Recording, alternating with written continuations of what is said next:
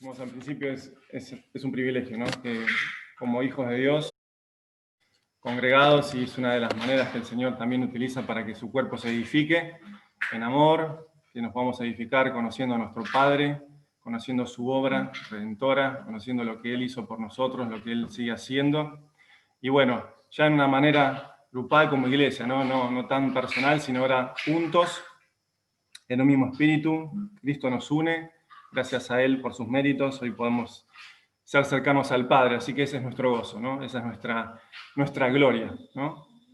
Así que me gustaría, bueno, que comencemos meditando en un pasaje, en una verdad hermosa que Pablo comunica a la iglesia en Colosas, un pasaje muy conocido, pero encerrando una verdad tremenda, la obra de redención del Señor, del Mesías, ¿no? En favor nuestro. Colosenses capítulo 2, versículos 13 y 15. Colosenses capítulo 2, versículos 13 y 15. Pablo le dice así a la iglesia: y a vosotros, estando muertos en pecados y en la incircuncisión de vuestra carne. Pablo también en Efesios habla, sin el Mesías, o apartados de la ciudadanía de Israel, o extraños a los pactos de la promesa, ¿no? Ajenos totalmente a la vida de Dios.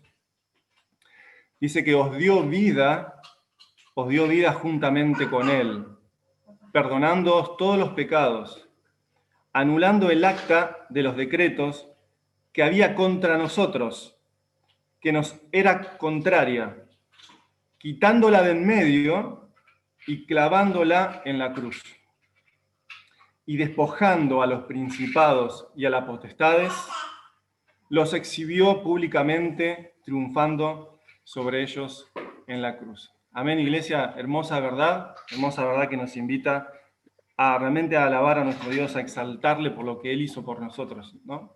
Totalmente muertos, Él nos da vida. Totalmente ajenos a la vida de Dios, totalmente ajenos a las promesas de Dios, Él nos da vida y Él nos inserta, ¿no? Nos injerta en su pueblo, en ese pueblo que Él compró por precio de sangre. Amén. Así que, iglesia, que comencemos este tiempo, este culto hermoso, cantando estas alabanzas.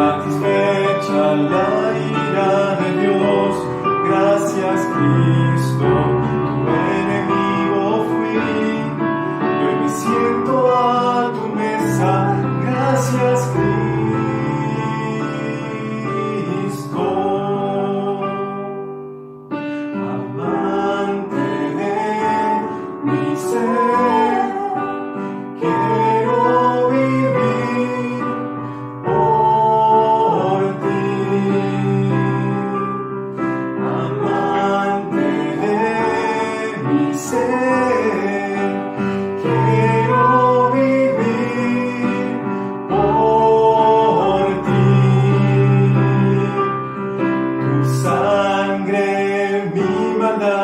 clavó. Gracias, Cristo, fue satisfecha la ira de Dios.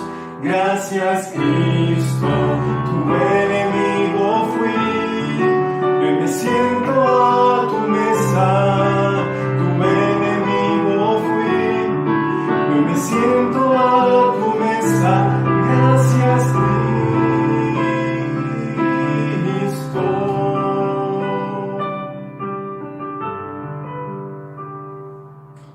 Gracias, Cristo.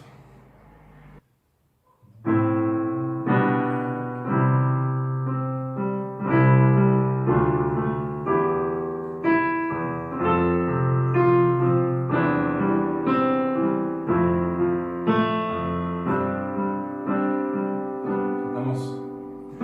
Oh, al ver aquel viejo amanecer, Cristo entregado a morir, el juzgado fue, siendo justo y fiel, clavado a una cruz. El poder de la cruz, pecado Él se hizo por mí, ira y culpa cargó, fui perdonado en la cruz. Oh, aquel dolor que tu rostro mostró, cargando el peso de mi maldad. Toda corrupción, todo mal pensar, tu sangre cubrió allí. El poder de la cruz, pecado Él se hizo por mí, ira y culpa cargó, fui perdonado en la cruz. La tierra tembló, el cielo oscureció, viendo el dolor de su creador. El velo se rasgó, se escuchó el clamor, su obra consumó. El poder de la cruz, pecado Él se hizo por mí, ira y culpa cargó, fui perdonado en la cruz. Al ver mi nombre allí, escrito sobre ti, por tus dolores libre soy. La muerte derrotó, la vida me otorgó, tu incomparable amor. El poder de la cruz, inmolado por mí.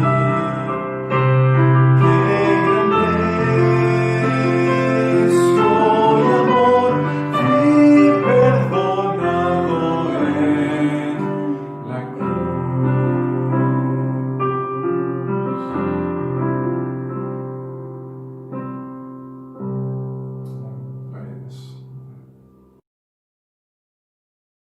Amén, iglesia, qué hermoso poder cantar estas hermosas verdades. Bueno, me gustaría que Dani, si nos podés dirigir al Señor en oración, pensando en lo que hemos meditado y cantado. Así que Dani, si podés orar. Oremos, hermanos. Padre nuestro que estás en los cielos, te agradecemos, Señor, que podemos elevar estas alabanzas a tu nombre. Te pedimos, Señor, que las aceptes. Lo hacemos de todo corazón. Que, Señor, nos bendigas y nos prepares para escuchar tu palabra.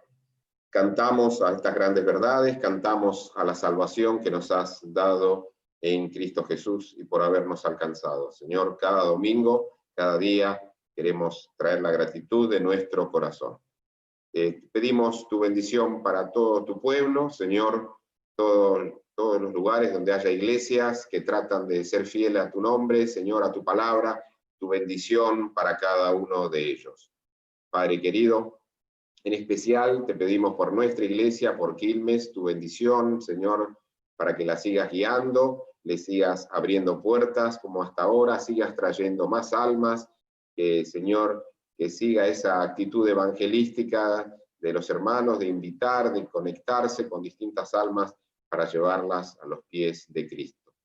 Padre querido, tu bendición para nuestra amada iglesia en Quilmes, sus líderes, en tus manos, Señor, ponemos todo, que nos ayudes a seguir corriendo la carrera individualmente y también como iglesia, que nos ayude, Señor, a seguir fiel en todos los aspectos, en doctrinas, en prácticas, en música, en liderazgo, Señor, que todo sea hecho conforme a tu voluntad y conforme a lo que a ti te place, Señor querido, y que bendigas y prosperes conforme a tu voluntad. Gracias por cada uno de los hermanos.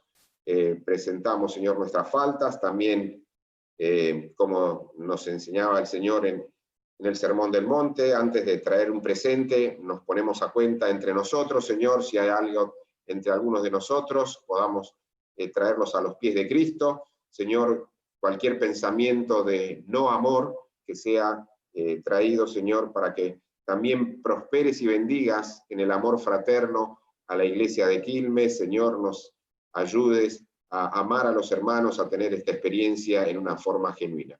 Padre querido, te alabamos, te bendecimos, todo lo decimos, todo lo hacemos. En el nombre del Señor Jesucristo. Amén. Amén, gracias, Dani. El salmista en el Salmo 119, 130 decía lo siguiente: la exposición de tus palabras imparte luz, da entendimiento a los sencillos. Abrí mi boca y suspiré porque anhelaba tus mandamientos. Vuélvete a mí y tenme piedad, como acostumbras con los que aman tu nombre. Afirma mis pasos en tu palabra y que ninguna iniquidad me domine. Amén. Su pueblo hoy, para recibir su palabra, para poder descansar en esos delicados pastos, en esas aguas de reposo donde Él solamente nos hace descansar. Amén. Así que bueno, iglesia, continuemos cantando esta última alabanza que dice: habla, oh Dios.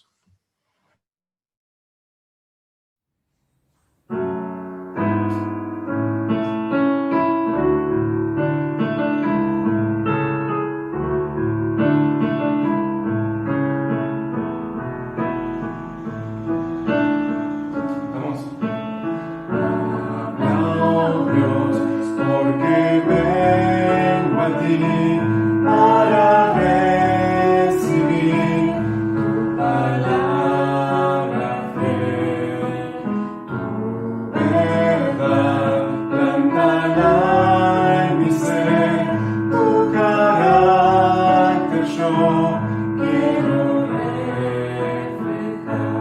Cristo, que tu luz resplandezca en mí, que mi fe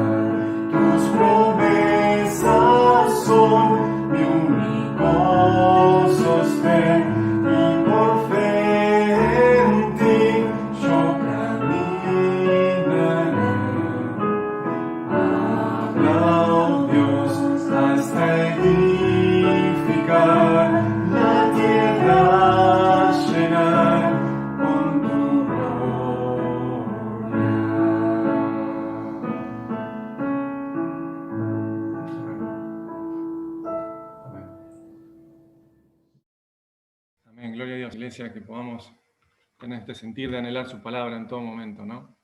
Anhelar su palabra en todo momento. Así que bueno, Sergio, si puedes continuar la reunión. Vamos a orar, hermanos. Vamos a orar ante el tiempo de la palabra de Dios. Que el Señor hable a nuestros corazones y Él sea honrado y glorificado, ¿no? Entre su pueblo. Oremos. Padre, recién clamamos de lo profundo de nuestro corazón que necesitamos oír tu voz, que nos hables, Dios. Que tú te glorifiques. Gracias porque tu gloria se manifiesta en tu creación, los cielos cuentan la gloria de Dios y el firmamento anuncia la obra de tus manos. Y allí, Señor, podemos ver tu misericordia, tu gracia, tu amor, tu omnipotencia, tu sabiduría, tu eternidad, Señor. Y nos quedamos asombrados contemplándote a ti, pero también a contemplar a Cristo, Dios. Vemos tu gloria. Y vemos en Cristo esa gracia, ese amor, esa bondad, esa misericordia. En Cristo vemos ese perdón que solo podemos hallar en Él. El justo por los injustos para acercarnos a ti, Señor. Solo en Cristo y por tu gracia y por tus méritos. Nosotros podemos cantar hoy aquí, tu pueblo puede estar reunido aquí, podemos ser parte de tu familia, solo por los méritos de Él. Queremos darte gloria a ti, Señor. Y queremos, Señor, que en tu bondad y en tu gracia tú continúes expandiendo tu reino aquí en Argentina y en otros lugares. Oramos, Señor, para que continuemos apasionándonos por cumplir la gran comisión de predicar el Evangelio, de hacer discípulos hacia otros lugares. Oramos, Señor, por las obras, tanto por Campana, Hurlingham, Villa del Parque, Carapachay, La Costa, El Chaco, Señor, Basail, Resistencia. Oramos, Señor, para que tu reino se siga expandiendo hacia otros lugares y oramos por los hermanos que están predicando, como vemos la mayoría de los miércoles en la reunión de oración, en el mundo, Dios, tu palabra, y están siendo perseguidos, están sufriendo por causa del Evangelio. Que tú los sostengas, Señor.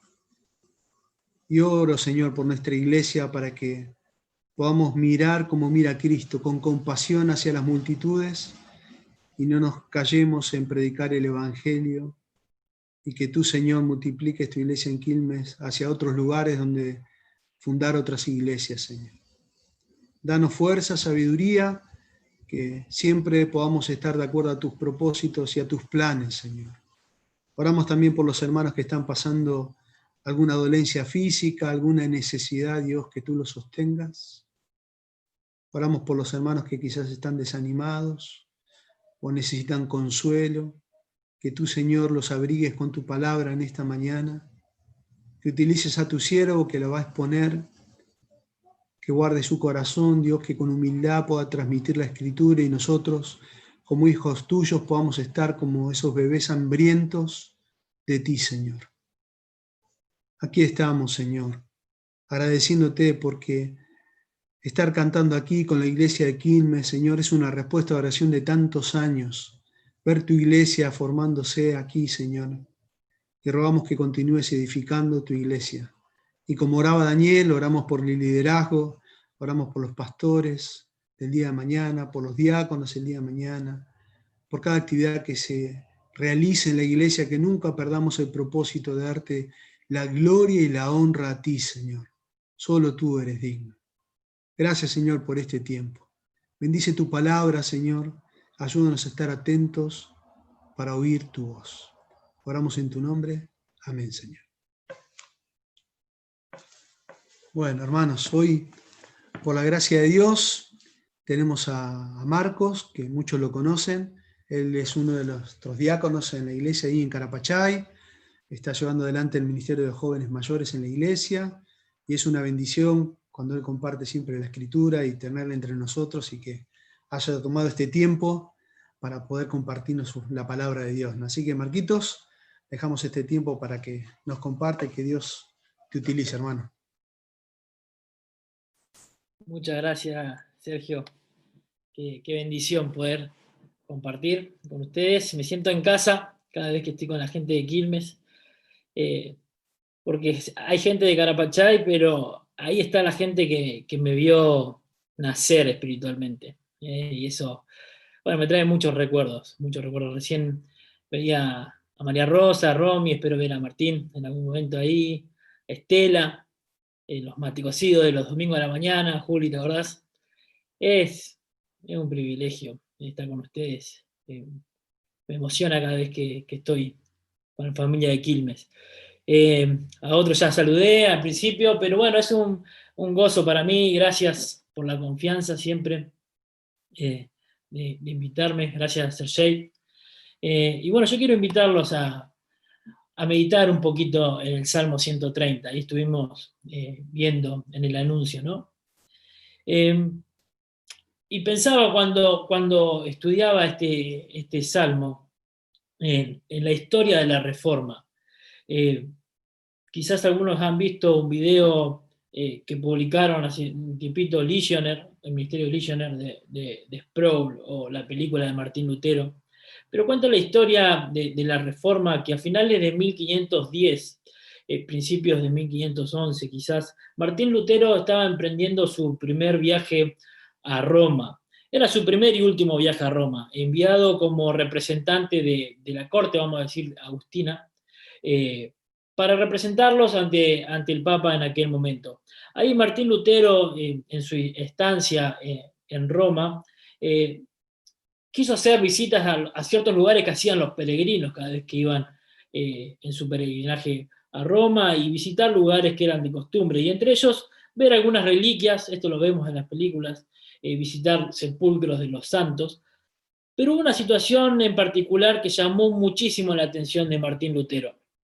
Y fue que subiendo la escalera de la Basílica de San Juan de Letrán, y haciéndolo de rodillas y orando en cada escalón un Padre Nuestro, dice que resonaba en su biografía, dice que resonaba en su mente: más el justo por la fe vivirá. Esta escalera la escalera santa, vamos a llamarlo entre comillas, de San Juan Letrán, dicen que es una escalera de mármol de 28 peldaños. En realidad son peldaños, entre comillas, traídos desde Jerusalén en el año 326, directamente desde el palacio de Poncio Pilato. Esto, si lo buscamos en internet, buscamos la escalera de Pilatos y nos va a aparecer esta escalera de San Juan Letrán, donde dicen que es la escalera por donde subió el Señor Jesucristo al patíbulo para ser juzgado, y después fue cubierta de este mármol. Esta escalera es importante para el peregrinaje que llega a Roma, y más en aquel tiempo, porque suelen pagar penitencias ahí, ¿no? Subiendo la escalera en oración y haciéndolo de manera sacrificial, subiendo una escalera de 28 escalones de rodillas. Y esto a Martín Lutero le causó una conmoción, porque las personas pensaban que de alguna manera, haciendo este tipo de costumbres y de sacrificios, se estaban acercando a Dios de alguna manera correcta, ya sea para hacer una petición o ya sea para librar un alma en aquel tiempo del purgatorio. Pero al mirar la multitud que llegaba de lugares diferentes, uno podría hoy, con la luz que tenemos de las Escrituras, darse cuenta de que realmente estaban equivocados. Ellos estaban realmente y totalmente equivocados. Y podemos decir con certeza que la salvación es solo por fe y no por las obras que alguna persona pueda llegar a hacer para agradar a Dios o acercarse a Dios. Pero aquellos peregrinos creían que estaban haciendo lo correcto. Ellos creían que estaban haciendo obras tan sacrificadas y pagando indulgencias o para ganarse la salvación, que de esta manera, haciendo este tipo de rituales, de costumbres, estarían, o serían, mejor dicho, oídos por Dios. Si nosotros nos venimos al siglo presente, bueno, podemos ver que algunos siguen haciendo eso. Yo tengo compañeros que hacen su peregrinaje a Luján todos los años para agradecer por algo o para hacer una promesa o lo que fuere. Pero lo hacen con la idea de que van a ser más oídos por Dios, ¿no? Hubo un tiempo que tuve la posibilidad de visitar España y hice un recorrido cortito de lo que se llama la caminata de Santiago de Compostela. Esta caminata tiene los que lo hacen y la completan tienen o llevan una distancia de 770 kilómetros que los peregrinos caminan para llegar a un lugar específico y una vez en determinada fecha pasar por la puerta de Santiago y que sus pecados sean perdonados.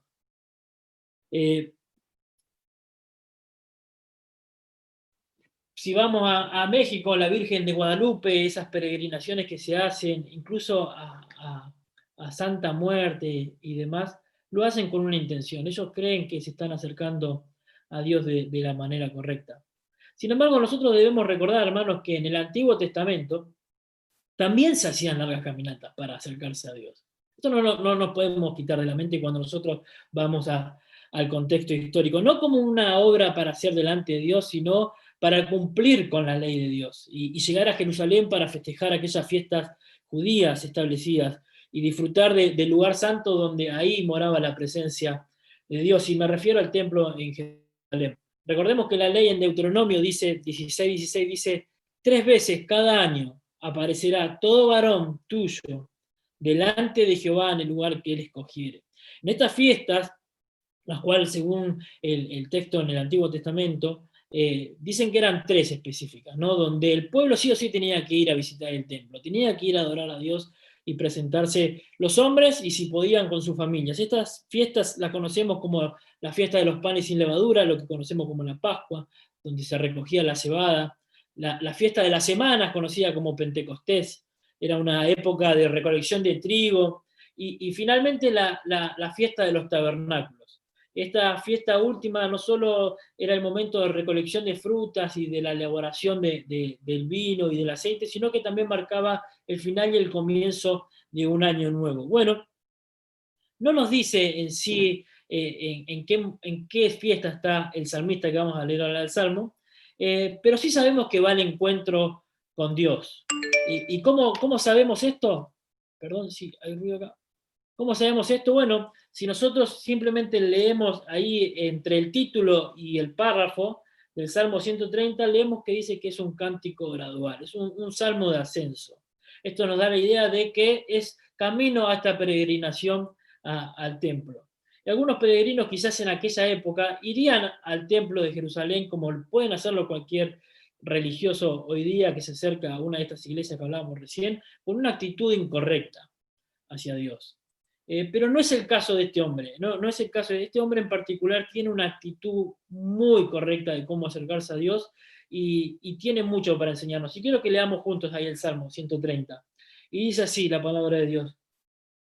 De lo profundo, oh Jehová, a ti clamo. Señor, oye mi voz, estén atentos tus oídos a la voz de mi súplica. Si mirares a los pecados, ¿quién, oh Señor, podrá mantenerse? Pero en ti hay perdón para que seas reverenciado. Esperé yo a Jehová, esperó mi alma, en su palabra he esperado. Mi alma espera a Jehová más que los centinelas a la mañana, más que los vigilantes a la mañana. Espera Israel a Jehová, porque en Jehová hay misericordia y abundante redención con él, y él redimirá a Israel de todos sus pecados. Vamos a orar una vez más. Señor, venimos ante ti, Dios, con un corazón que realmente anhela saber cómo debemos acercarnos. Y Dios, seguro que tu palabra nos enseña. Este salmo tiene mucho para enseñarnos de cómo acercarnos a ti. Y clamo, Dios, primeramente para que me des sabiduría, Dios, en cómo presentar tu palabra. Señor, en tus manos, que confía en el poder de tu palabra, en el poder Señor, de tu Espíritu Santo, Señor, de que puede transformar y santificar a las personas. Dios, entregamos este tiempo en tus manos y lo hacemos en el nombre de Cristo Jesús. Amén.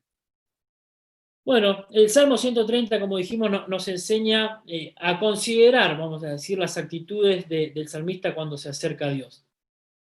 ¿Cómo es que debo acercarme a Dios? ¿Cuál es la manera correcta de presentarme a Dios? Bueno, el salmista nos va a enseñar cómo es. Versículo 1 y 2, que el salmista se acerca a Dios con una actitud de humildad. Versículo 3 y 4, que el salmista se acerca a Dios con una actitud de temor. Versículo 3 y 4, el salmista se acerca con una actitud de temor. Versículos 5 y 6, que el salmista se acerca con una actitud de confianza mientras espera en Dios. Y versículos 7 y 8, que el salmista se acerca a Dios animando en esta oportunidad al pueblo a que siga esperando junto con él en Dios. Versículo 1 y 2, el salmista se acerca con una actitud totalmente de humildad. Y dice el versículo: de lo profundo, oh Jehová, a ti clamo. Señor, oye mi voz, estén atentos tus oídos a la voz de mi súplica. Bueno, ahí vemos que el salmista comienza con una declaración, ¿no? Él dice que clama a Dios, y nos dice desde dónde es que lo hace. Y lo hace desde lo profundo, dice la Escritura, ¿no? De lo profundo es donde clama. Y por el uso de esta frase, desde lo profundo, si nosotros vemos y tenemos una lectura de corrida de los salmos, podemos entender que el salmista está atravesando una cierta dificultad que no nos dice, pero sabemos que es una dificultad, en fin, porque esta frase, entendiendo que es un lenguaje poético, de un libro poético como los salmos, hace referencia a una situación desesperante, hermanos, una situación en la que está agobiante para el salmista. Se encuentra en esa situación, y la verdad que, como dijimos, no nos dice en qué situación está, y esto nos da un permiso para que nosotros podamos aplicar las Escrituras en esta oportunidad a lo que nosotros estemos atravesando hoy día. No estamos sujetos a algo específico, porque el salmista no nos lo dice. Pero los salmistas, cuando nos hablan de estas situaciones en las que se encuentran, que son diferentes en cada uno, ellos son muy honestos, son realmente sinceros en cómo se presentan y cómo alaban a Dios, y no tienen necesidad de que otros juzguen, porque ellos simplemente quieren agradar a Dios y se expresan delante de Dios, y lo hacen de diferentes maneras, y en esta oportunidad desde la profundidad de su corazón, no de la profundidad en la que se encuentra el salmista. Y ya sean de las profundidades de la tierra, como leemos en algún salmo, de las profundidades de las aguas en otros lugares, incluso en las profundidades del Seol. Y esto hace una referencia a aquel lugar de muerte, ¿no? Como que el salmista se encuentra a punto de desfallecer. Pero lo que podemos observar que es una manera de expresar o que manifiesta que ellos están complicados, ¿no? Que el salmista está en una situación realmente complicada. Si leemos el Salmo 69, por ejemplo, versículo 2 y el 14, dice: estoy hundido en cieno profundo, donde no puedo hacer pie. He venido, ahí está en lo profundo, ¿ven? He venido a abismo de aguas y la corriente me ha negado. Sácame del lozo y no sea yo sumergido, sea yo libertado de los que me aborrecen y de lo profundo de las aguas.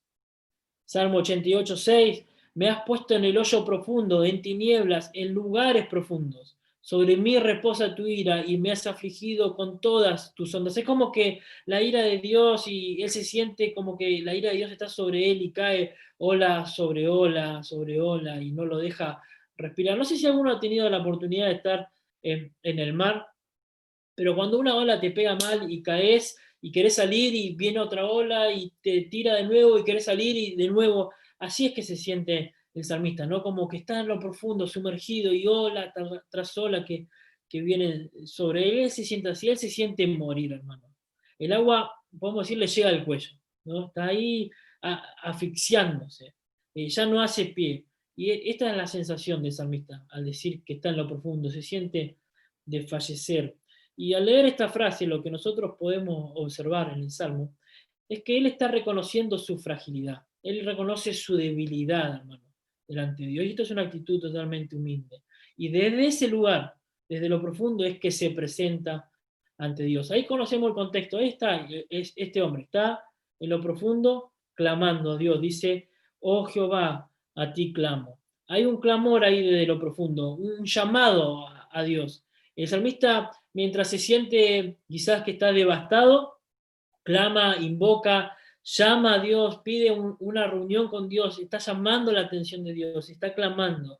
Es una actitud constante, es una actitud repetitiva. Y recordemos, a medida que él se va acercando al templo, ¿no? A Jerusalén, él está camino junto con todos los israelitas, peregrinando hacia Jerusalén, él va clamando a Dios. Él se está acercando a Dios y él está clamando a Dios. Él va al encuentro con Dios. Y él se acerca con una actitud súper humilde.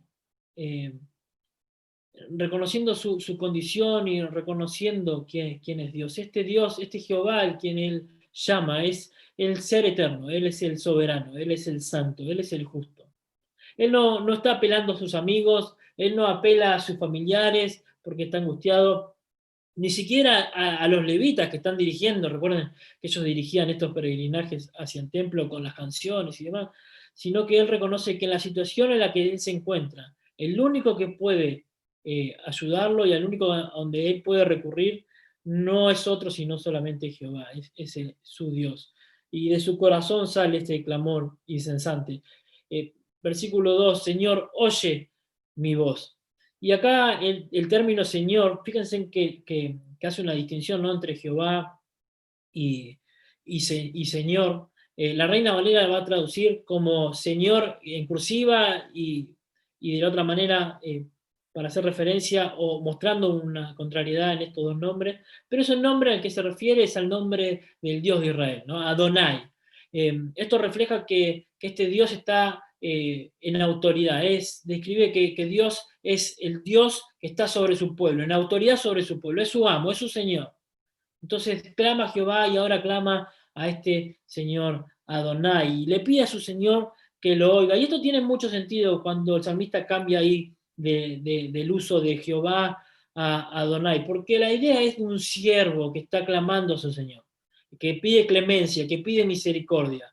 Y en esta situación el salmista es como un esclavo que no tiene por qué pedir nada a su Señor, porque el Señor no tiene por qué escucharlo. Sin embargo, él se acerca o se está acercando y le pide al Señor que lo escuche. Oye, oh Dios, mi oración.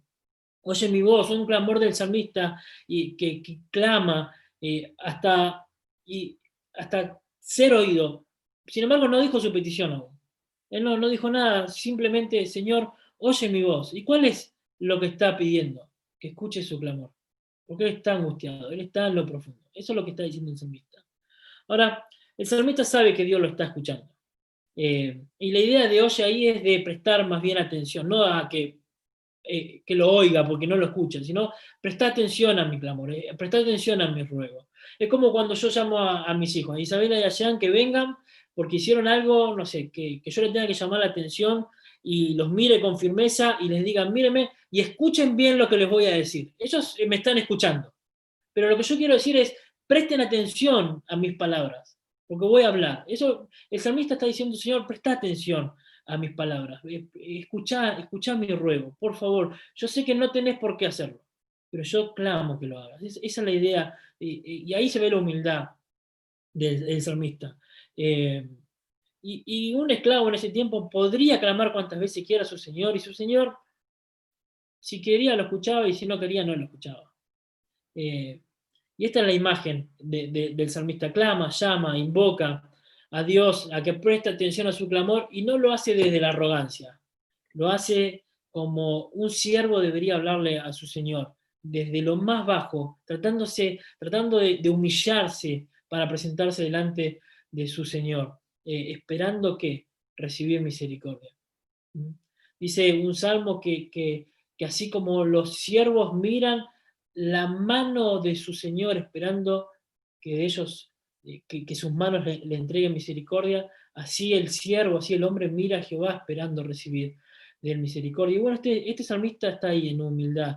Ten atentos tus oídos, ¿qué dice? A la voz de mi súplica. Y es interesante esta frase, porque como dijimos, lo que el salmista pide es que Dios le preste atención, ¿no? Que Dios preste atención a algo que ya está dando por sentado que Dios está escuchando. Y ahí la palabra súplica, como bien lo traduce la Biblia de las Américas, está hablando en plural, está hablando de que el salmista o el autor está diciendo, Dios escucha la voz de mis súplicas, que seguramente son incontables, son muchas. Lo que ha dado a entender que no fue un simple ruego, una simple oración y ya, y lo dejó, sino que está ahí en lo profundo de su corazón clamando. Es algo que clama, que suplica a alguien que tiene más autoridad que él, porque este es su Señor, Adonai, amo. El salmista se pone en un lugar sumamente humilde, lugar más bajo del peldaño, para clamar a Dios, que aunque sabe, como dijimos, no tiene necesidad de escucharlo ni la obligación de hacerlo. Pero él va camino a Jerusalén, él va camino en ese peregrinaje, y la idea que él suplica, tiene súplicas, la idea es que lo está haciendo en voz alta, que sus compañeros de peregrinaje los están escuchando, porque se siente realmente en agonía. A este hombre no le importa lo que piensen los demás. Él está triste, quizás está pasando una prueba, no sabemos, pero él no le importa lo que piensen los demás. Él está clamando ahí. No sé si te sentiste alguna vez así. No sé si has sentido alguna vez que estás en la profundidad del dolor. Eh, Quizás cuando un hijo se enferma, creo que esto los que somos padres hemos vivido, que puede llegar a tener una fiebre y clamamos a Dios y oramos constantemente a Dios por ellos. Quizás un familiar con una enfermedad terminal, eh, quizás cuando un hijo no tiene intenciones de saber nada con el Señor y eso nos entristece. Cuando el dinero no alcanza en el hogar y estamos tristes y pensando, quizás, no sé cuál es tu situación, pero crees que quizás todo se está derrumbando, quizás todo se te está viniendo abajo, cuando estás muy angustiado. Eh, ¿Qué hiciste en esos momentos? Eh, ¿Hiciste una simple oración o has dejado ahí que Dios ya sabe todas las cosas y las dejamos ahí y que Dios responda cuando pueda, porque ella conoce mi corazón, Él conoce toda mi situación? O suplicas todo el tiempo, te ves clamando todo el tiempo y suplicando a Dios. Y la verdad, hermano, es que lo que hacemos nosotros cuando estamos en una situación así es orar a cada instante. Es lo que nos enseña el salmista. Orar para que Dios tenga misericordia, que Dios escuche. Y hay veces que sentimos que Dios no nos está escuchando. Oramos y sentimos que Dios no responde, no hay forma de que responda. Y el salmista sigue con una actitud de humildad, clamando, suplicando, y a medida que se acerca a Dios, sigue suplicando. Y esto me hace pensar, no sé si recuerdan este mendigo que era ciego en Lucas 18:38, que daba voces diciendo: Jesús, hijo de David, ten misericordia de mí, y gritaba con mucha fuerza, que dice que las personas que iban delante de Jesús intentaban callarlo, hacía silencio, está pasando el Señor.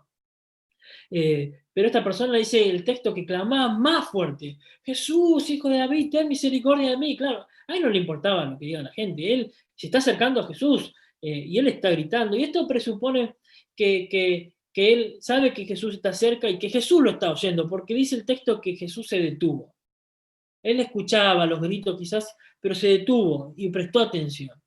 No solo que prestó atención, sino que dijo que lo traigan. Y cuando él se acercó, le dijo cuál era su petición, que recobre la vista, y aquel hombre fue sano. Y es tremenda esa historia, es tremenda, porque imagínense un hombre ciego mendigando, sabiendo de que hay un hombre que dice ser el Mesías y que muchos dan testimonios de que han sido salvos o sanados por él.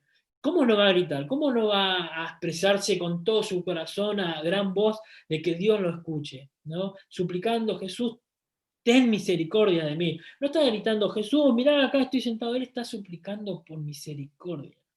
Esta es la idea del salmista, no suplica. El salmista se ve que conoce el carácter de Dios, conoce las promesas de la palabra de Dios. Él clama como un siervo que quiere que su Señor le tenga misericordia y lo escuche. Y creo que lo que el salmista tiene en mente llegando al templo, y esto también nos habla de que era un gran conocedor de la ley de Dios y de las Escrituras, que él está recordando la oración de Salomón que hizo en el templo. ¿Se acuerdan? Cuando el templo fue construido ahí en 2 Crónicas 6, casi todo el texto, a partir del versículo 18 al final, hace una declaración sobre algo y dice: y si Dios escucha y si Dios oye. Y una de las declaraciones es que, de parte de la oración de Salomón, es que si su pueblo se humilla, esta es la actitud del salmista, y ora en esa casa, hablando del templo, donde el salmista iba camino, el pueblo sería oído. Los cielos se abrirían, Dios prestaría atención a los clamores del pueblo. Ahora, sin duda que este hombre estaba empapado de las Escrituras, estaba empapado de las Escrituras. Y esto es una buena manera de pensar y de aplicar.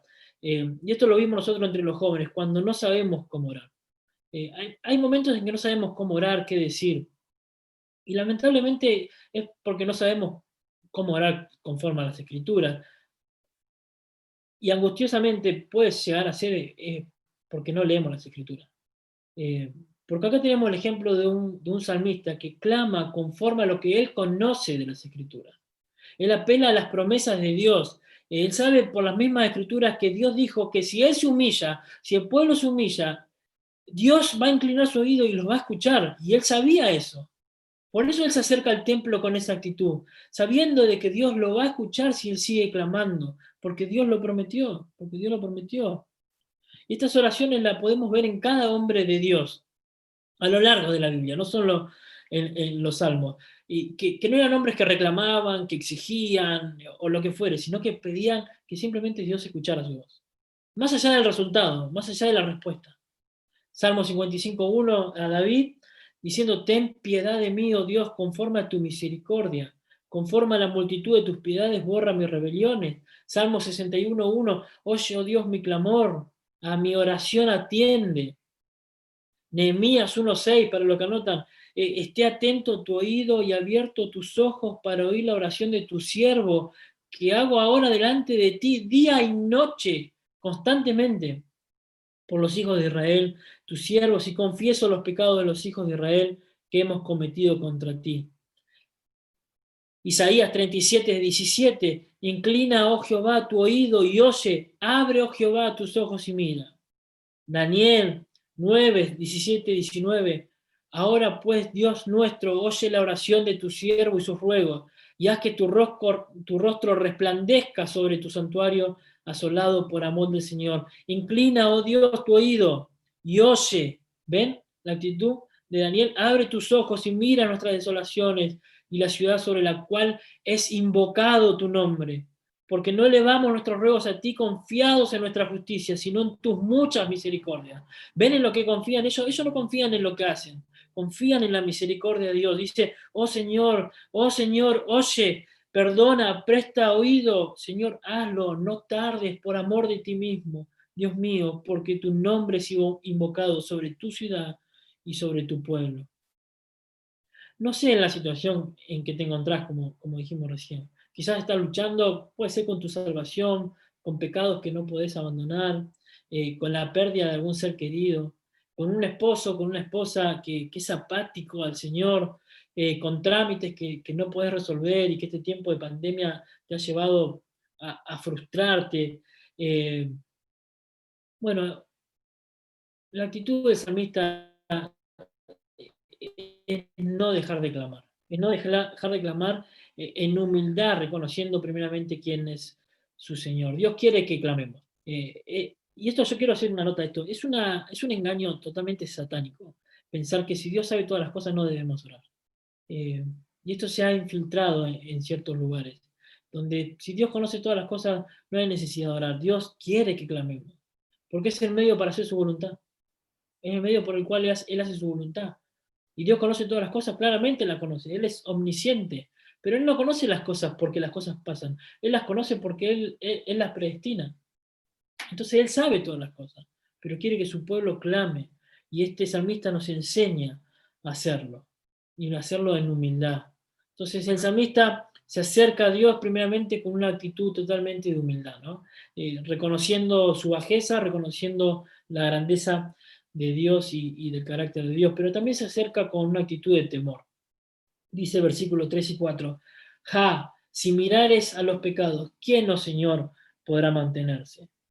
Pero en ti hay perdón para que seas reverenciado. Y esa palabra es una manera de abreviar Yahvé, una manera de abreviar Jehová. Es como abreviar un nombre, abreviar un nombre. Ahí lo vi a Josías al principio, como decir Josi, ¿no? Al principio. Es una forma de abreviar el nombre, pero en este caso sin dejar de notar algo del carácter de Dios. Él es.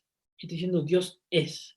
Y a Él ora. Cuando nosotros cantamos o decimos aleluya, lo que estamos diciendo es alabar a quien, a Yahvé, aleluya, esta frase, esta palabra, ¿no? Que es abreviada.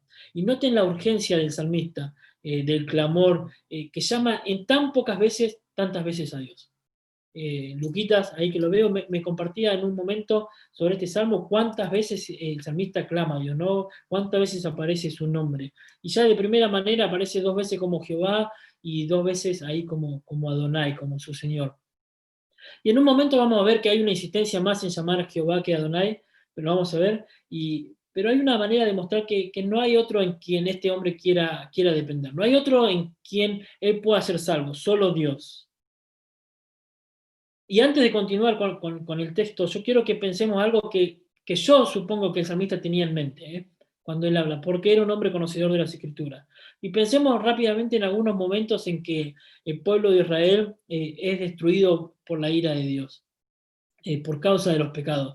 En Éxodo vemos en un momento en que la tierra se traga a la tribu de Coré porque se habían rebelado contra el liderazgo de Moisés. Vemos en un momento que hay una plaga, en Números 21, una plaga de serpientes porque el pueblo había cometido pecados, estaba siendo desobediente. Vemos luego en que Dios, por causa de la queja del pueblo, de no comer carne, de preferir las ollas, de cebolla, de ajos y demás, y comer carne, el Señor manda codornices en millones.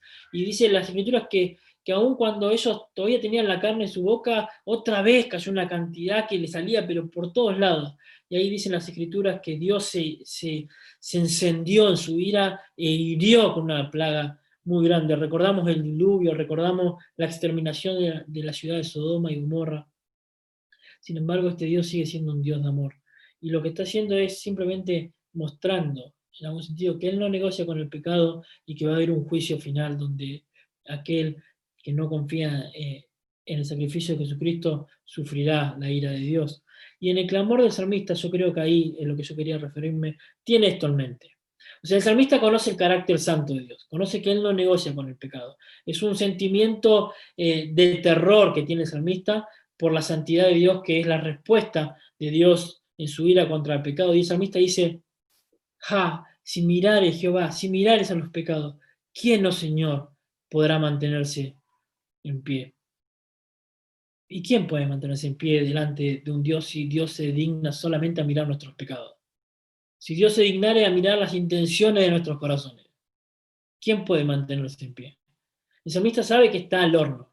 Si Dios lo mira cuando él clama y Dios mira y lo ve en sus pecados. Y el verbo ahí mirar supone que él conoce todas las cosas. Es como que él puede tirar un rollo de una lista larga de todos los pecados cometidos por este salmista. Es como que abre el cajón del registro de todos los pecados del salmista y tiene ahí toda una lista larga, tiene un registro del corazón de todos los pecados. Sin embargo, el salmista ha clamado a Dios y pide una audiencia con él, pide que Dios lo atienda, que responda a su súplica, que se digna a escucharlo. Ahora bien, el salmista piensa que si Dios lo va a escuchar, primeramente tiene que arreglar sus problemas. Es la realidad. Yo podría clamar, o yo quiero clamar, pero si Dios se digna simplemente a mirar mi corazón, yo no puedo mantenerme en pie. Y Josías Grauman, sobre este texto, él hace una ilustración que es muy interesante. Y él dice que nos imaginemos a un hombre a quien le ha robado su auto desde la puerta de su casa. Y cuando éste pide las cámaras de la cuadra, ve que el auto se lo robó su vecino. Entonces él tiene las cámaras, él tiene las pruebas y decide presentarse ante la justicia. Él dice, voy a ir a la justicia, voy a presentar todas las pruebas, me van a reponer el auto y él va a pagar por lo que hizo, por su delito. Pero este hombre, antes de ir a la justicia, se acuerda de que él está acusado de robo y de homicidio. Y si hace la denuncia, va a ser como autoentregarse. No solo que va a ir a declarar, sino que se va a entregar. Porque es un hombre buscado por la justicia. Entonces, para él es mejor quedarse en su casa, sin el auto, que ir a la justicia y ser condenado. Bueno, el salmista sabe que él va a clamar, pero que si se presenta delante de Dios, él no podría ser una persona justa. Y él, sin embargo, dice, si Dios simplemente te dignas a escucharme, presta atención. Porque estoy muerto si no me escuchás, y si me escuchás también estoy muerto. O sea, está ahí en ese dilema.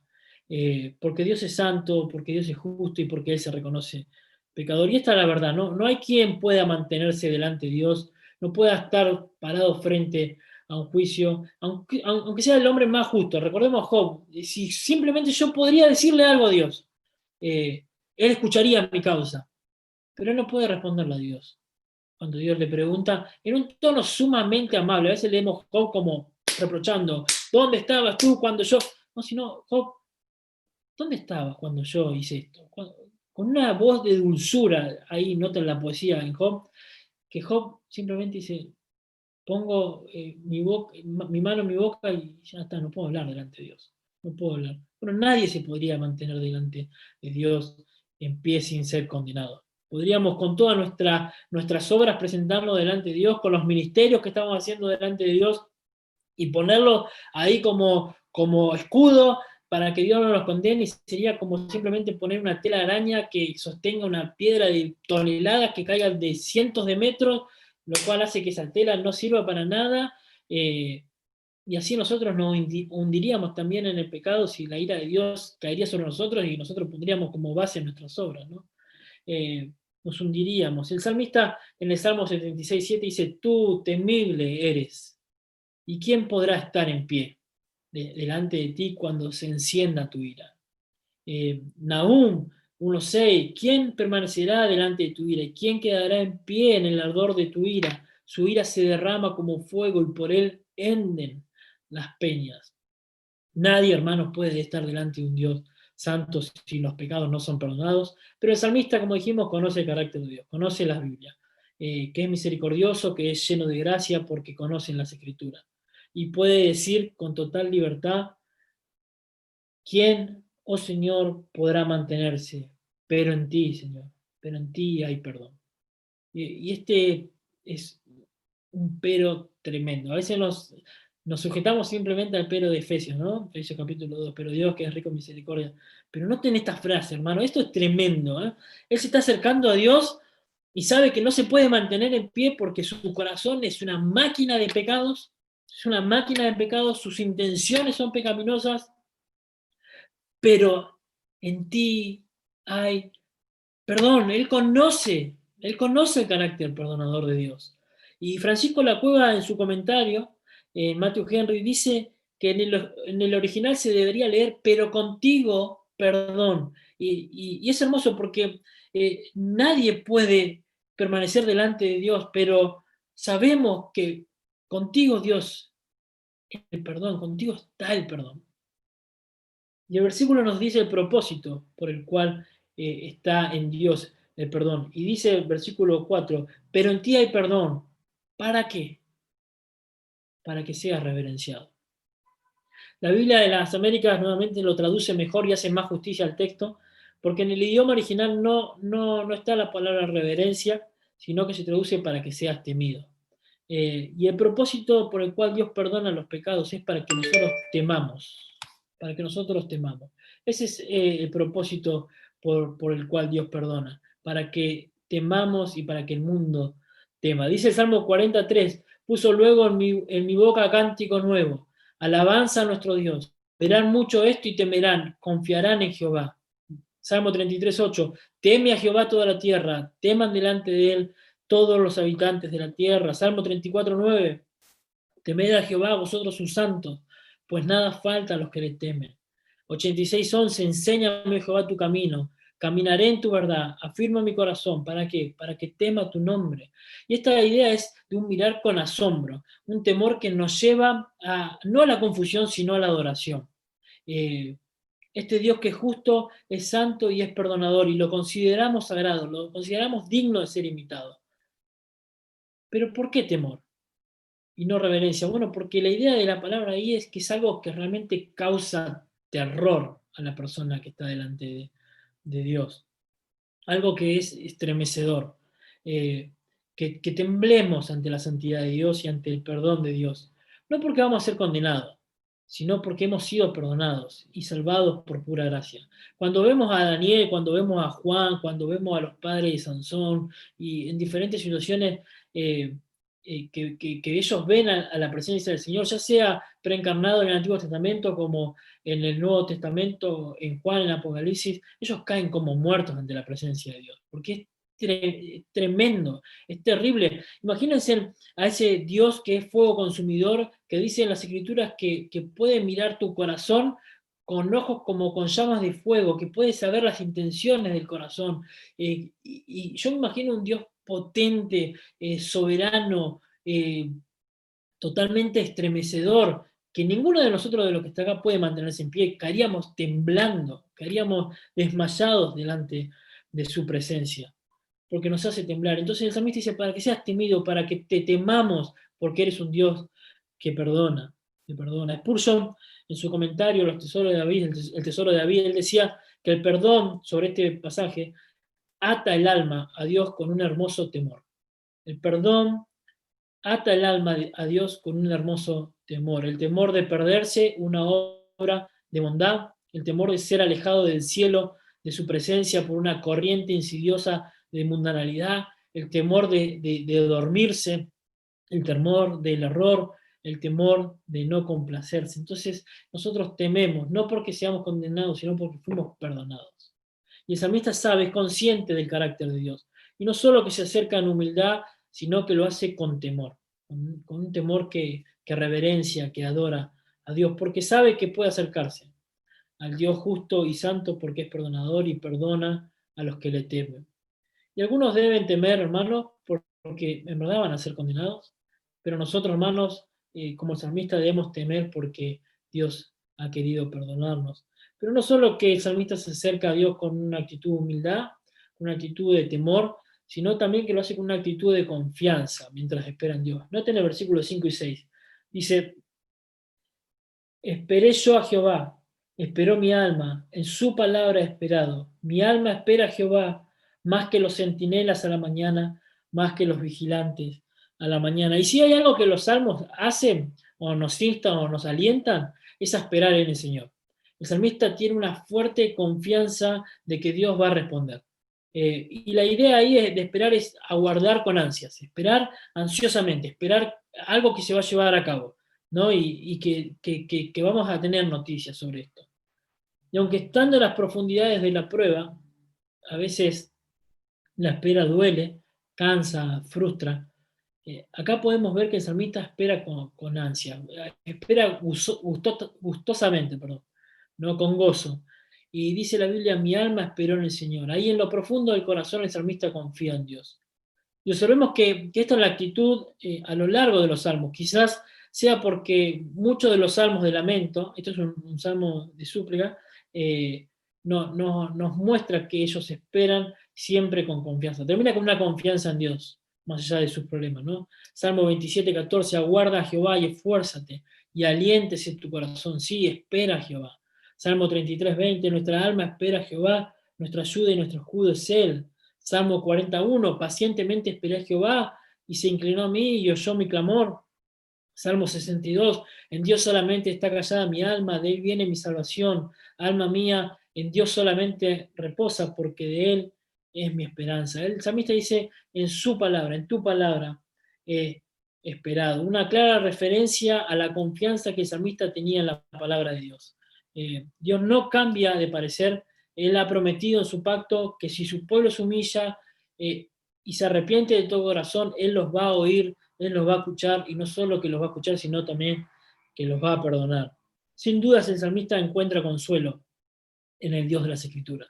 Eso es algo también para aplicar, ¿no? Cuando estamos así, ir a las Escrituras. Nunca me voy a olvidar una situación en la que estuve muy angustiado. Quizás Sergio ni se acuerde, pero él me mandó grabado el Salmo 27. Qué consuelo que es la Escritura cuando la escuchamos y estamos en angustia. Y este hombre sabía que ahí encontraba todo, hay un tesoro, hay abundancia en la palabra de Dios que puede consolar al creyente. Y sin duda se encuentra consuelo acá en las Escrituras. Dios no lo va a destruir, porque este hombre viene humillado y confía en el poder de la palabra de Dios que salió de su boca. Dios es fiel a las promesas y a su carácter y no va a mentir. Y esto es porque es un Dios veraz. y el salmista lo ve claramente en la ley de Dios. Pero a la diferencia o si hacemos una diferencia entre esperar que frustra, lo cual es difícil esperar muchas veces, esta espera, como dijimos, del salmista es con ansias y confianza de que Dios va a responder. No sé si muchos conocen las situaciones de Carapachay en este tiempo de pandemia, pero tenemos muchos noviazgos en Carapa, muchos noviazgos. Y cuando empezó la cuarentena, tenemos un grupo con mi esposa y un matrimonio más, se llama Mate de Noviazgos. Hicimos unos grupos Mate de Noviazgos, donde la pandemia parece que los terminó graduando de paciencia a estos novios. La espera para sacar fecha para el registro civil se empezó a extender y empezó a frustrar. Y al comienzo de la cuarentena era todo chistes. Vos te vas a casar último, que esto, que lo otro. Pero cuando pasó el tiempo, hermano, el chiste se empezó a convertir en lamento, empezó a haber llanto en algunas personas. Y ahora, gracias a Dios, volvemos a los chistes, porque Dios ha permitido que se abran los registros civiles y ya todo está volviendo a la normalidad. Pero en verdad, hermanos, que para ellos, para muchos de ellos se les hizo angustioso. Hay muchos que ya deberían estar casados y recién tienen fecha para de acá más adelante. Pero la actitud del salmista en esta espera no es de lamento, no es de angustia, sino que él espera confiado, él espera ansioso. ¿Y por qué sabemos que él espera ansioso? Bueno, por la ilustración que hace en el versículo 6. Noten ahí conmigo. Mi alma esperó a Jehová más que los centinelas. Hace una comparación, ¿ven? De cómo esperaba su alma.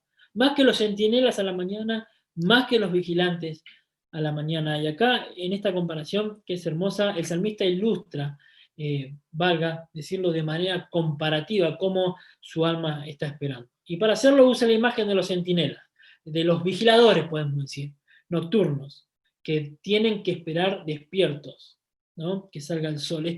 Estos hombres debían velar despiertos para observar que desde las murallas de la ciudad que ningún enemigo se esté avecinando, ¿no? Estos centinelas eran guardias nocturnos que se colocaban en lugares específicos en el muro, cuidando de que no haya un ataque sorpresivo de parte del enemigo. Esas noches de guardias, seguramente los centinelas lucharían con dormirse.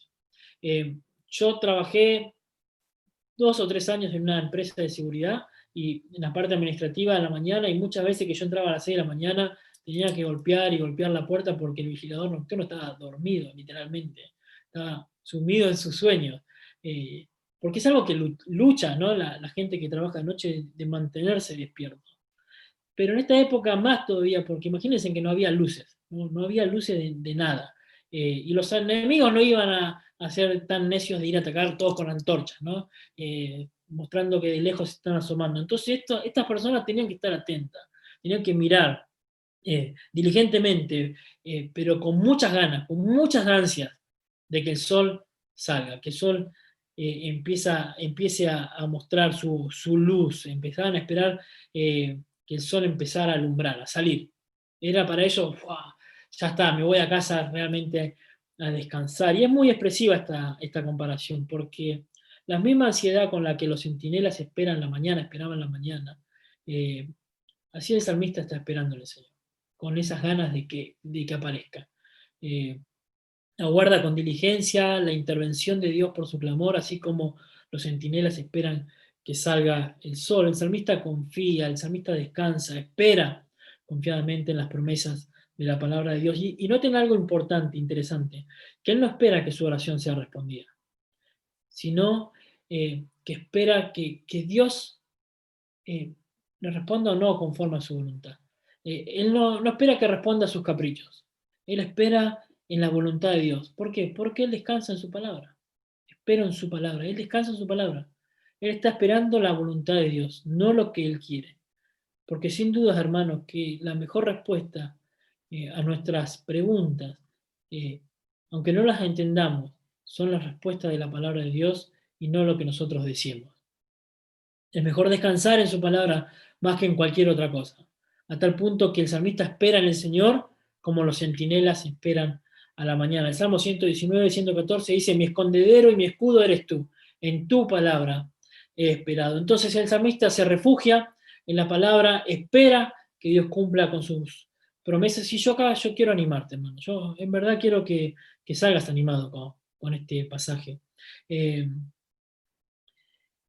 Porque la situación en la que te encontrás, que obviamente no lo sé, puede ser que no, o que sí, o que hayas estado y no hayas sabido cómo resolverlo. Quizás estás pasando por una prueba, estás angustiado por una razón específica. Mi ánimo es a que confíes en el Señor, a que esperes en Él, en sus promesas. Porque las pruebas que nosotros pasamos, según Pedro, son para refinar nuestra fe, para hacernos cada vez más parecidos al Señor Jesucristo. Y cuando éstas terminen, hermanos, dice las Escrituras que van a ser causa de gozo. Pero en esta espera no puedes hacerlo de brazos cruzados. No puedes esperar porque sabes que Dios va a responder, sino que tenés que hacerlo como lo hace el salmista, clamando, orando, suplicando a Dios. Acercate a Dios, confiado, en humildad, con temor y esperando en el Señor más que cualquier centinela que espera que salga el sol. Pero el salmista no solo que espera con confianza en el Señor, sino que también, versículos 7 y 8, dice que anima al pueblo a que siga esperando en el Señor. Dice versículos 7 y 8, espere Israel a Jehová, porque en Jehová hay misericordia y abundante redención con él, y él redimirá a Israel de todos sus pecados. Ahora él traslada su confianza y su esperanza al pueblo. Y esto es asombroso. No solo yo, sino también que el pueblo espere en el Señor, que aguarde también el pueblo la intervención de Dios. Se mueve de la esperanza individual a la esperanza nacional. Me encanta la actitud del salmista porque, y creo que nosotros también tenemos que tener esta actitud, porque él está en una situación de profundidad. No podemos olvidarlo en contexto. Él está sumido en las profundidades, clamando a Dios. Pero él anima a otros a que esperen el Señor. No es para nada egoísta el salmista, sino que insta a otros a que esperen en el Señor también, juntamente con él. Y esto es lo que hace un hombre y una mujer humilde y temerosa. Guía a otros a acercarse y a esperar en Dios de la manera correcta. Y una de las características de los salmos de súplica es que casi siempre terminan así, con una voz de confianza. Y el salmista desde su confianza no dice simplemente que esperen a Dios porque sí, sino que da las razones por las cuales el pueblo también tiene que esperar en Dios.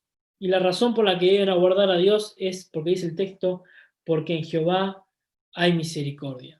Porque en Jehová hay misericordia. Nuevamente debemos recalcar el conocimiento del salmista, que sabe que Dios es misericordioso. Y podemos verlo nosotros también. Dice la palabra de Dios en 86:5, porque tú, Señor, eres bueno y perdonador y grande en misericordia para con todo lo que te invocan. Versículo 15, más tú, Señor, Dios misericordioso y clemente, lento para la ira y grande en misericordia y verdad. Isaías 55:7, deje el impío su camino y el hombre inicuo sus pensamientos y vuelva hacia Jehová, el cual tendrá de él misericordia, y al Dios nuestro, el cual será amplio en perdonar. Y en este contexto quiero explicar, porque yo dije en un momento que debía hacer una nota de declaración de por qué cita más veces el salmista el nombre de Jehová más que el nombre de Adonai, y acá lo hace nuevamente, espero Israel a Jehová. Y la razón tiene que ver con el versículo que sigue. Y el salmista quiere apelar por su conocimiento al conocimiento del pueblo de Dios, al conocimiento del nombre con el cual Dios se ha dado a conocer, y este es el nombre del Dios del pacto con Israel.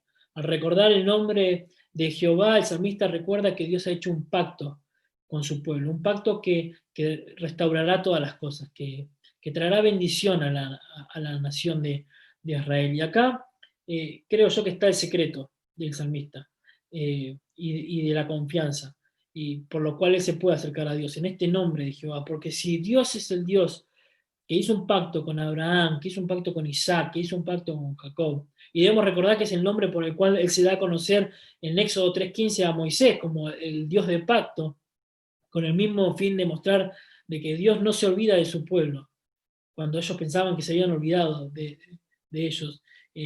No se olvida porque Dios es un Dios de pacto, y Dios no quebranta su pacto. Es el Dios del pacto con Israel, y no puede negarse a sí mismo. Y él sabe que si el pueblo se humilla, no solo él, si el pueblo se humilla, ora y teme, Dios ha prometido en su pacto que los va a escuchar. Que los va a escuchar. Y es por esta razón que el salmista dice que en Dios hay misericordia.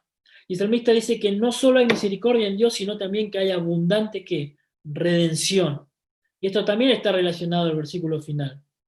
Y esta es la razón por la cual el pueblo debe esperar, por la cual debe aguardar, porque Dios va a redimir a Israel. Dice, y Él redimirá a Israel. Pero acá cabe la pregunta, ¿pero de qué lo va a redimir? Si el pueblo de Israel fue ya redimido de su esclavitud, de Egipto, han sido librados de la opresión del enemigo. ¿Será que nuevamente van a venir otros pueblos y van a conquistar el pueblo y los llevarán cautivo y Dios nuevamente los va a redimir, los va a rescatar, los va a comprar ahí por precio? Bueno, si observamos el texto leído, vemos que no simplemente nos habla de una redención, sino que nos habla de una redención que va a ser abundante.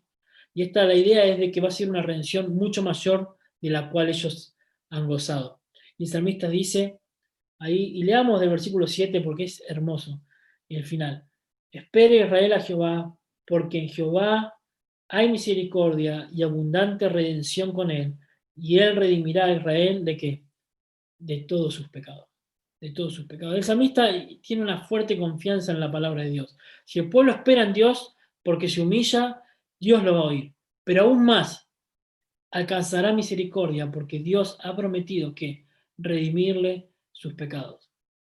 Y acá nos podríamos sacar la camiseta de cualquier posición escatológica que alguno pueda tener, que no podemos negar que Dios ha determinado salvar al pueblo étnico de Israel. Esto lo sabemos. ¿Y cómo lo va a hacer? ¿Cómo lo va a hacer? De la misma manera que lo hace con nosotros. Lo hace por gracia, por medio de la fe en la persona de Jesucristo. Y ya desde el Antiguo Testamento, Dios que ha prometido en Génesis, ya capítulo 3, un Mesías que iba a derrotar a la serpiente antigua y que iba a librar a los hombres de sus pecados, acá está la abundante redención, ¿no? Del pueblo. Y si bien esto es una promesa para Israel, pues el salmista está hablándole al pueblo de Israel, también lo es para nosotros, hermanos. Esto es una promesa de que Dios ha querido salvarnos y redimirnos completamente de nuestros pecados. De que todos nuestros pecados que son perdonados ya no van a existir más. Y se van a alejar del oriente como está el occidente y podemos estar delante de Dios cantando gozosamente y en gloria cuando estemos ya sin pecado de que Dios nos ha redimido de todo pueblo, tribu y nación. Hay veces que me preguntan si en el cielo nosotros vamos a recordar nuestra historia en la tierra. Y bueno, hay un canto en el cielo que dice que es el canto de los redimidos. Yo creo que ahí lo que vamos a hacer, y es si yo me pongo a divagar un poco en mi mente, ¿no? Cuando el Señor tenga que limpiar aquellas lágrimas que salgan de nosotros, es porque vamos a recordar quiénes fuimos. Y vamos a caer en humildad y temblorosos delante de Dios, cantando este cántico de redimidos. Ahora bien, para concluir, esta debe ser nuestra actitud.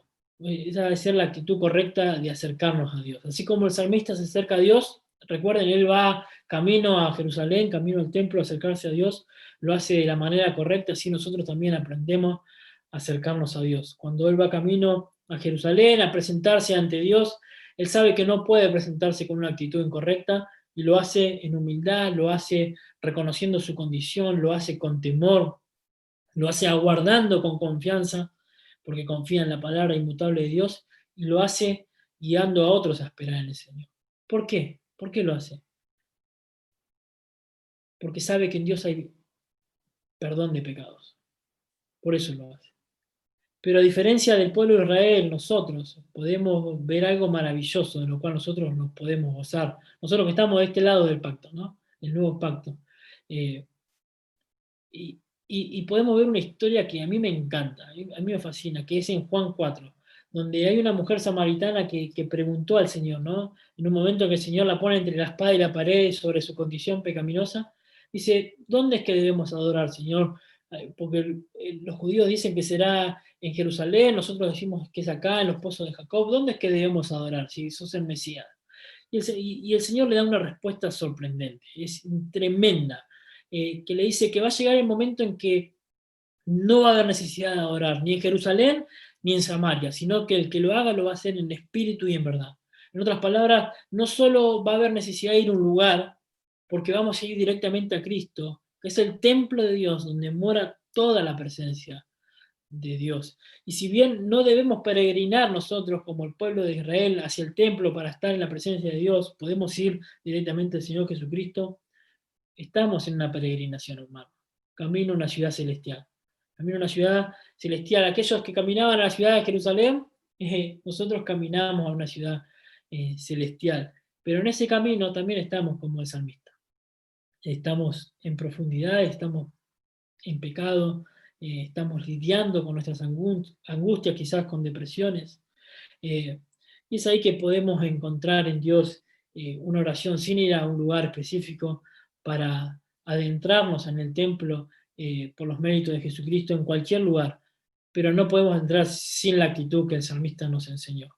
El que se acerca a Dios debe creer, hermano, que Dios es soberano, que Dios es justo, que Dios es santo, y que el que se acerca a Él debe hacerlo en humildad, debe hacerlo en temor, en confianza en que Dios va a responder nuestras oraciones conforme a su voluntad. Y en este amor, hermano, en este amor, y quiero animarte, guíes a otros a hacer lo mismo, a esperar en el Señor de esta manera. Amén. Que Dios bendiga su palabra y la aplique a cada uno conforme a sus propósitos. Vamos a orar. Dios, gracias por tu palabra. Gracias, Dios, porque eres bueno y perdonador, Dios. Que nos invitas a acercarnos a ti, Señor, con una actitud humilde, temerosa, en confianza, Señor, pero que en esta espera, Dios, también seamos sabios en cómo guiar a otros a tener estas actitudes y a esperar en ti, Señor. Gracias, Dios, por la promesa de que un día estaremos ya sin pecado, Dios. Gracias por ese momento que anhelamos, Señor, disfrutar ya sin luchas en el corazón, Dios. Oramos, Dios, para que pronto sea tu venida, Dios, que ya podamos estar con el Señor por siempre y para siempre. Dios, te lo pedimos y oramos agradecidos. En el nombre de Cristo Jesús. Amén. Amén. Gracias, Marquitos. Gracias por compartirnos este hermoso salmos. Bueno, siempre tan gratificante escucharte. Bueno, en nombre de la iglesia, cariños para la familia, que el Señor te siga usando. Así que realmente una bendición, una bendición. Y bueno, ¿qué les parece si cantamos este salmo? Una alabanza que se titula el Salmo 130. Así que, ¿qué les parece que cantemos este salmo y después terminamos orando?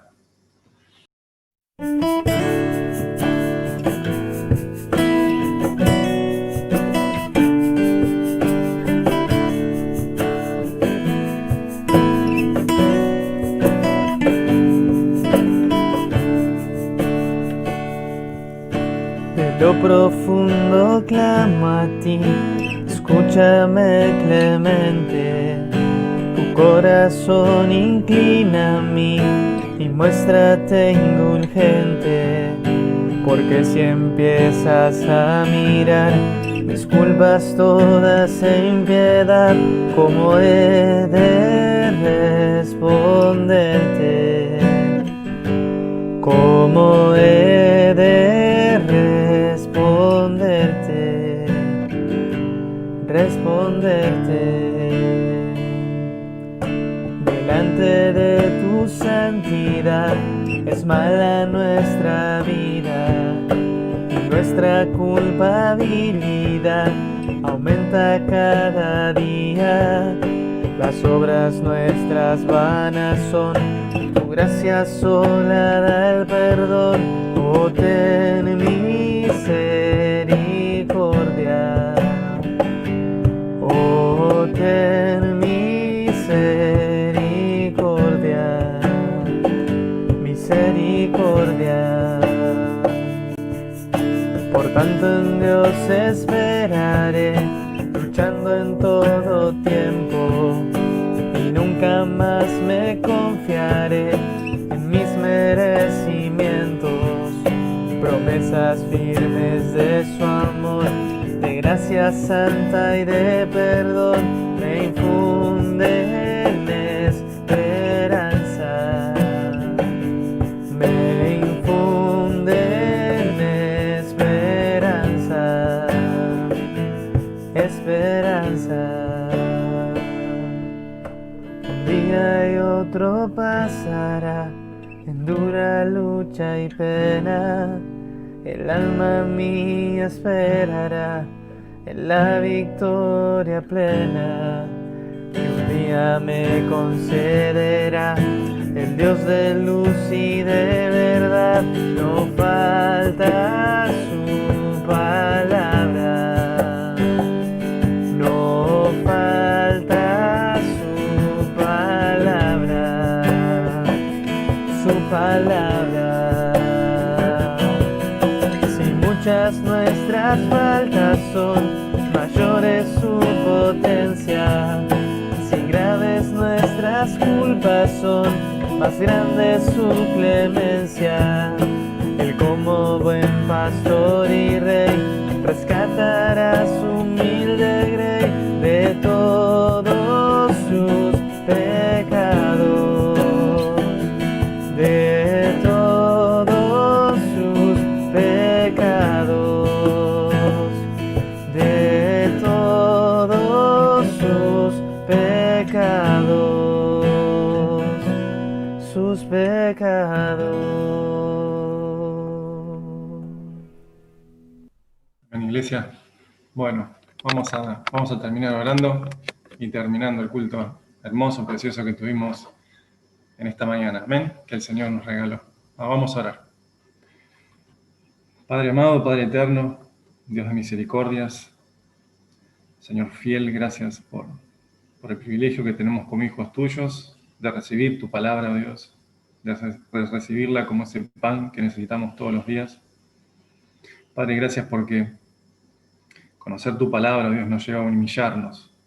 Conocerte a ti más y más nos lleva, oh Dios, a clamarte, a depender más y más de ti, Señor, a pedirte por misericordia, a clamar por misericordia, a rogarte para que oyes nuestras voces, Señor.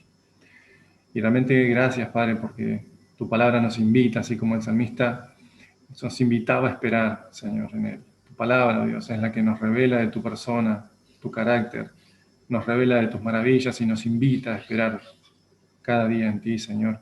Y nos da la hermosa promesa, Dios, de que tú nos declaras que vas a venir a buscar a tu iglesia, Dios, y tu iglesia va a estar por la eternidad gozando al lado del Cordero, Señor, aquel que redimió nuestras almas. Así que en esa esperanza tu iglesia transita esta peregrinación. En esa esperanza gloriosa tu iglesia continúa aquí en la tierra esperando al esposo, esperando a Cristo. Así que agradecidos, Señor, y agradecidos por este tiempo maravilloso que nos permitiste tener. Padre, gracias porque en cada hogar, oh Dios, podemos exaltar tu nombre, escuchar tu voz, oh Dios, que nos anima, que nos reaviva, oh Dios, y que bueno, ella es la que nos da esperanza. Ella es la única que nos da esperanza, Señor, que siempre podamos tener esa actitud de humildad y temblar delante de tu palabra, oh Dios, como decía el profeta. Así que agradecidos, oramos, Señor, como iglesia, en Cristo Jesús. Amén. Bueno, amada iglesia, hermoso culto. Y bueno, ya estamos despedidos. Vamos a dejar unos minutitos, unos 10 minutos, para que podamos charlar, para que podamos saludarnos. Así que bueno.